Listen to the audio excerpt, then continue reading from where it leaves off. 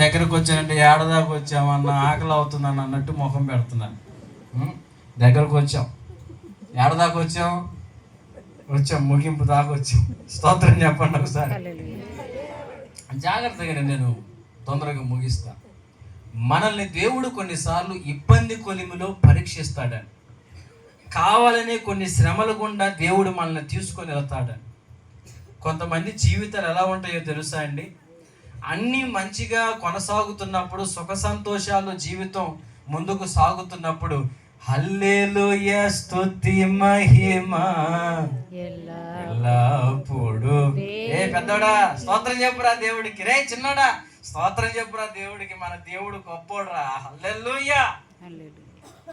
పరిస్థితులన్నీ మారిపోయినాయి అనుకోండి, అనుకున్న పనులు ఏమీ జరగలేదు అనుకోండి, ఏమండి ఎక్కడెక్కడ ఎన్ని వచ్చి మన ఎత్తి మీద పడుతున్నాయి అనుకోండి, ఎందుకిలా జరిగిందని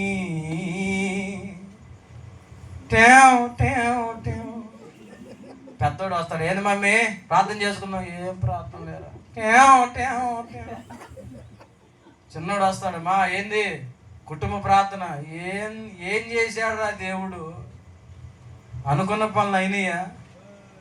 కాలేదుగా, ఇంకెందుకు ప్రార్థన, ఇంకెందుకు చర్చికి? కొంతమంది జీవితాలు ఎలా ఉంటాయా?